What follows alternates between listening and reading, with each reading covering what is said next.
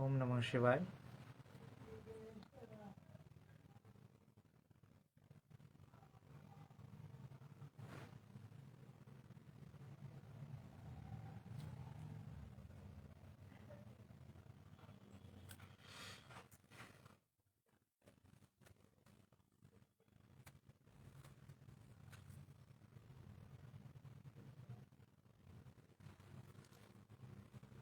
आज हम बात करने वाले थे चंद्र ग्रह के बारे में।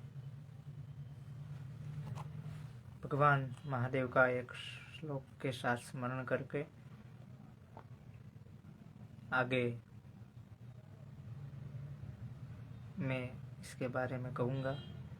ओम मृत्युंजय महादेव त्राहि मां शरणागतम जन्म मृत्युर्जरा व्याधि पीड़ितम कर्म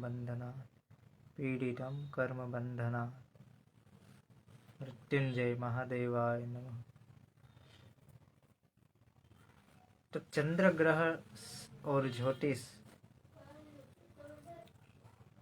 हमारे यदि हम बात करें तो वैदिक काल से ऋग्वेद के अंदर जो पुरुष सूक्त है उसमें उसके अंदर चंद्रमा का वर्णन किया है। जैसे कि चंद्रमा मनसो जात चक्षो सूर्यो अजायत क्षोत्राद वायुष्व प्राणश्च मुखादग्निर जायत। जो चंद्रमा है तो वो क्या है, तो वहाँ ऋग्वेद कहता है चंद्रमा मनसो, चंद्रमा मन का कारक है और वो हमारे मन से संबंधित है। पहली प्रक्रिया यहाँ आई। अब मन से संबंधित है वो तो सही, परंतु मन से भी वह ज्यादा मनुष्य के जीवन के अंदर लेने वाले निर्णय अनिर्णय कर्म अकर्म विकर्म उससे संबंध रखता है। मन से ही, क्योंकि मन से विचार आएंगे और विचार से कर्म। तो दूसरा कारक हमारा माता है, मातृदेवो भव। कई एस्ट्रोलॉजर और किम मतानुसार सास का हमारी भी पत्नी होती है, उसकी माँ, उसका भी कारक चंद्रमा को बताया है। तो ज्योतिष में चंद्रमा मन का कारक है, माँ का कारक है, सास का कारक है, जल का कारक है, पानी, सफेद वस्तु, सफेद वस्त्र। पर कैसे वस्त्र? सफेद तो वस्त्र सही, परंतु कैसे सफेद? कॉटन के नहीं, मखमल के सफेद वस्त्र। सॉरी, क्षमा करना, भूल हो गई। कॉटन एकदम जो प्योर होता है वही सफेद, और जो मखमल वाला शुक्र में आता है। पूर्ण तरह जो कॉटन है, खादी का जो हम बोलते हैं, उससे संबंधित वस्त्र चंद्र से संबंध है। अब यदि हमारे हॉरोस्कोप में, हमारी जन्म कुंडली में हम ये देखें कि चंद्र की पोजीशन क्या है, चंद्र कैसी स्थिति में है, तो हम कैसे जानेंगे? मेष से लेकर मीन लग्न तक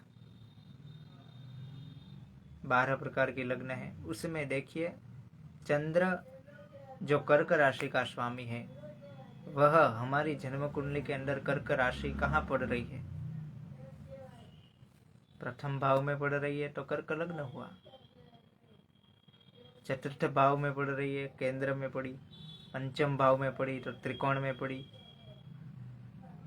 सप्तम भाव में पड़ी तो केंद्र में पड़ी, नवम भाव में पड़ी तो केंद्र में पड़ी, नवम भाव में पड़ी तो त्रिकोण में पड़ी, दसम भाव में पड़ी तो केंद्र में पड़ी। तो इस प्रकार केंद्र त्रिकोण के शुभ भाव में चंद्रमा की राशि है कर्क राशि, तो चंद्रमा आपको शुभ फल ही देगा, ये लिख लीजिए। परंतु इन स्थान में न बैठकर चंद्र की राशि, अभी राशि की बात कर रहे हैं, इन स्थानों में न होकर वह त्रिक भाव में हुआ, छठा भाव, आठवां भाव और 12वां भाव। इन भावों में 4 नंबर लिखा है। त्रिषडाई में है तीसरा, छठा, 11वां भाव, या फिर दूसरे भाव में है।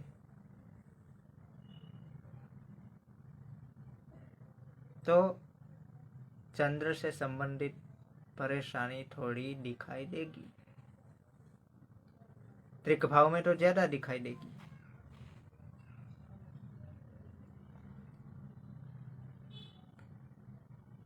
अब देखना है चंद्रमा बैठा कहाँ है। यदि वह शुभ भाव का स्वामी होकर, केंद्र का, त्रिकोण का स्वामी होकर भले कहीं भी बैठ जाए, शुभता देगा, वो अपनी शुभता जरूर देगा। परंतु यदि वो बुरे स्थान में बैठ जाए, चंद्रमा शुभ स्थानों का स्वामी होकर बुरे स्थान में बैठ जाए, तो जैसे केंद्र का स्वामी है, पंचम भाव का स्वामी है चंद्रमा, बैठ गया छठे भाव में, 8वें भाव में, तो देगा शुभ फल। छठे भाव का जो बुरा रिजल्ट है उसको कम करने में वह अपनी शक्ति यूज करेगा। अष्टम भाव में बैठा है तो अष्टम भाव के शुभ रिजल्ट जरूर दिलाएगा, परंतु वो अष्टम भाव के बुरे रिजल्ट समाप्त करने की कोशिश करेगा। अब मान लीजिए विपरीत परिस्थिति, चंद्रमा हॉरोस्कोप में छठे भाव का स्वामी है, अष्टम भाव का स्वामी है और 12वें भाव का स्वामी है, तो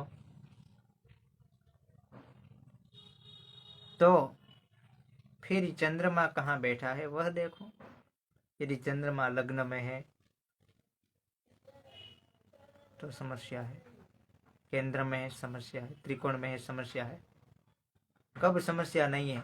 जब वह त्रिक भाव का स्वामी त्रिक भाव में ही बैठ जाए, यानी विपरीत राजयोग बनाए, तब वह शुभ फल प्रदान करेगा। हाँ, त्रिक भाव का स्वामी है, चंद्रमा की एक ही राशि है, वो एक ही त्रिक भाव में आएगी, तो जिस भाव का त्रिक भाव का स्वामी है वह जहां भी बैठेगा वहां बुरे फल प्रदान करेगा। हाँ, चंद्रमा स्वाभाविक शुभ ग्रह है तो इतना वो नहीं करेगा, परंतु वह अपना घर का रिजल्ट नहीं छोड़ेगा। छठा भाव है तो छठे भाव के बुरे रिजल्ट जरूर मिलेंगे, शरीर संबंधी लग्न में है तो। फिर आगे की स्थिति भी देखनी चाहिए। अब थोड़ा सा उपाय वाली बात कर ले, क्या करे जातक। ये चंद्रमा का लक्षण हो गया, शुभ कौन है अशुभ कौन है। एक और बात, यदि दिन में जन्म है तो चंद्रमा शुभ है, रात्रि में जन्म है तो थोड़ा कमजोर है। यदि शुक्ल पक्ष में जन्म है, शुक्ल पक्ष की सप्तमी से लेकर कृष्ण पक्ष की अष्टमी तक, तो शुभ है। कृष्ण पक्ष की अष्टमी से लेकर शुक्ल पक्ष की सप्तमी तक जन्म है तो निर्बल है, क्योंकि उन दिनों चंद्रमा की जो कलाएं है वो क्षीण होती दिखाई देती है हमें। चंद्रमा यदि वृषभ में है 1 से 3 अंश शुभ प्रभाव है, चलित में भी देख लीजिए, स्थान परिवर्तन नहीं है ना। नवमांश में चेक करें स्थिति कैसी है, सब देखना पड़ेगा। लग्न कुंडली देख ली, फलादेश कर लिया, ये कभी सही नहीं होगा। कुंडली देखने का सही तरीका, लग्न कुंडली देखो, डिग्री देखो, नवमांश देखो, ग्रह स्थिति देखो, नक्षत्र पोजीशन देखो, दृष्टि देखो, चलित चार्ट देखो, और जिस भाव से संबंधित है प्रश्न उस भाव का वर्ग कुंडली भी देखो। फॉर एग्जाम्पल सप्तम भाव से संबंध है तो तीनों कुंडली देख ली, फिर D7 चार्ट भी चेक करें, सब देखना पड़ेगा। 3 प्रकार के उपाय, रत्न, दान, मंत्र। रत्न कब पहनेंगे? जब चंद्रमा की राशि कर्क केंद्र में और त्रिकोण में हो, तब रत्न पहने। परंतु इसमें भी एक खास ध्यान रखने जैसी बाबत, यदि शुभ भाव में है चंद्रमा की राशि, परंतु चंद्रमा खुद अशुभ भाव में न बैठा हो, वह त्रिक में है 6, 8, 12 में, 3 में न बैठ, नहीं करो, पहनो रत्न, केवल मंत्र जाप। चंद्रमा की राशि त्रिक भाव में है तब भी कभी मत सोचो रत्न पहनने का।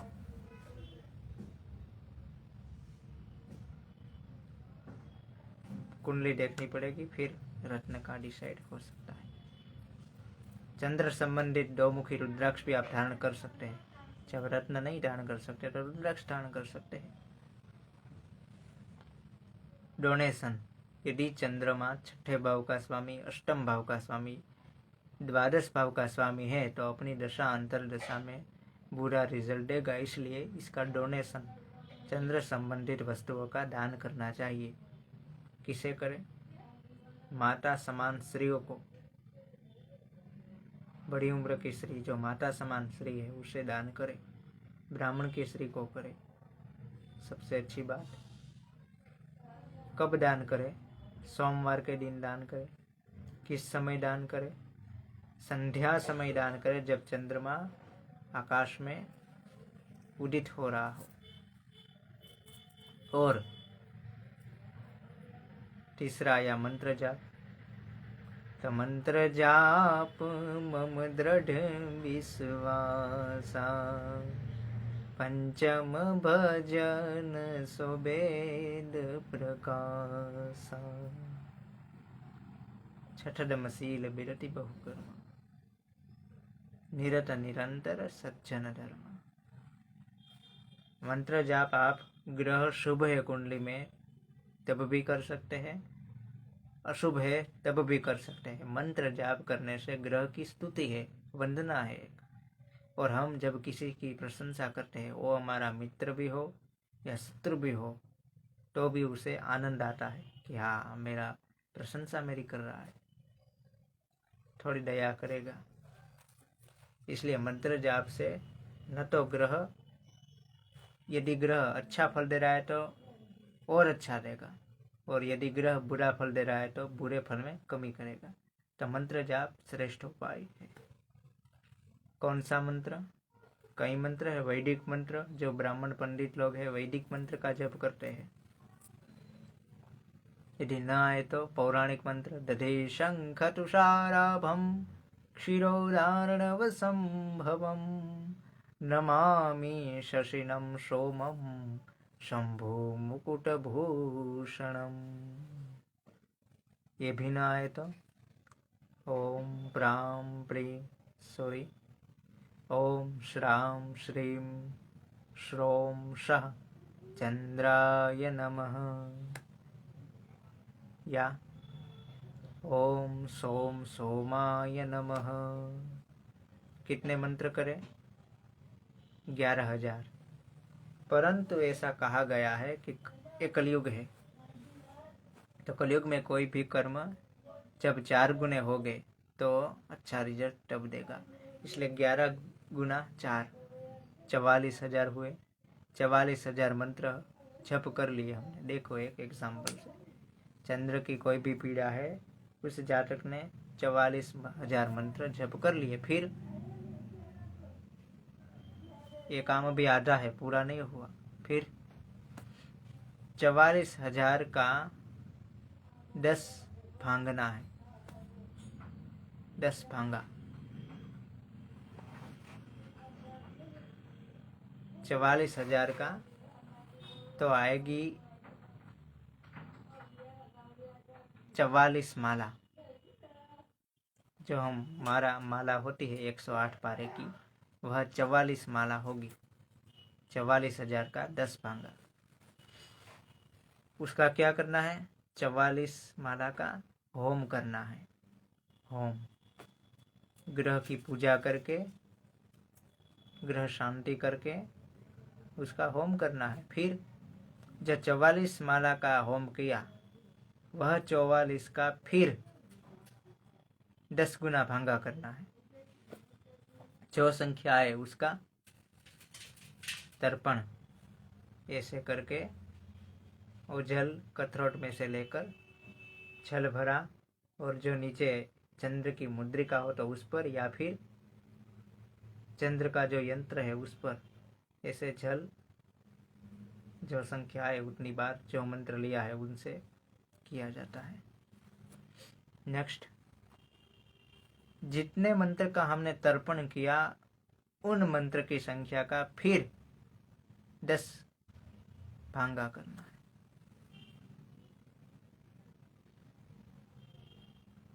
जो संख्या है उसका मार्जन, मतलब हमने जो तर्पण किया हुआ जल है, वो जल एक पुष्प लेकर हाथ में, वो जल में डुबाकर,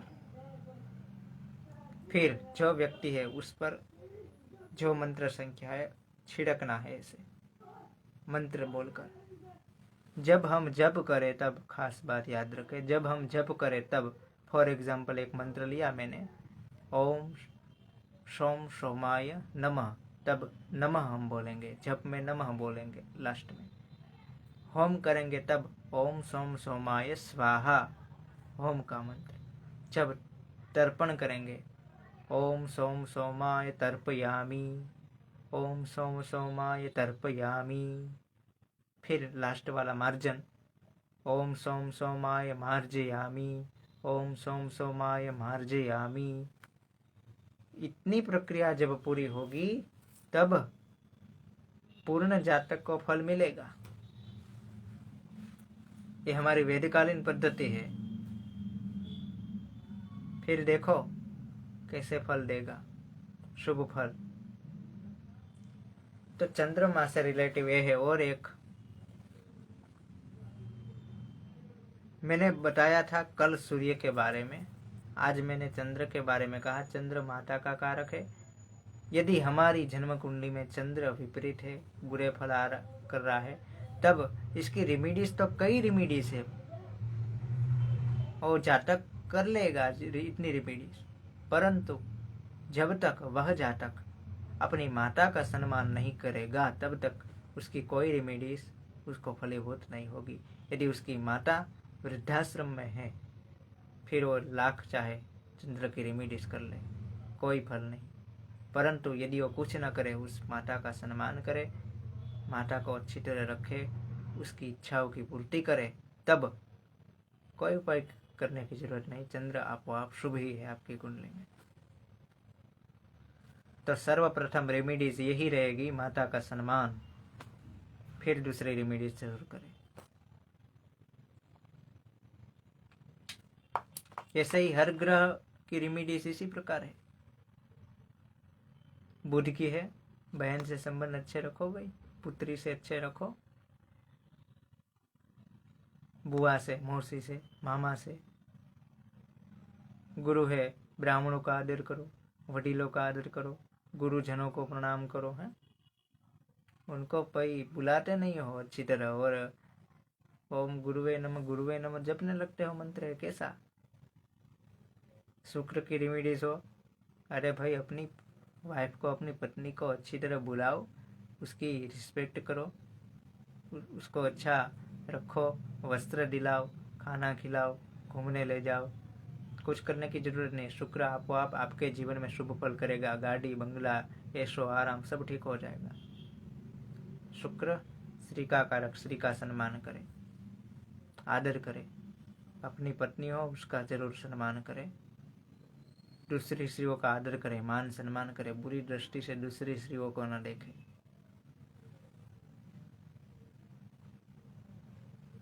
ये मूल बात है। शनि की रेमेडीज, निम्न जातियों लोगों की सम्मान करो, उनको खाना दो, खासकर अपंग व्यक्तियों, वृद्धजन, इनकी हेल्प करो, मदद करो, आपो आप सब ठीक है।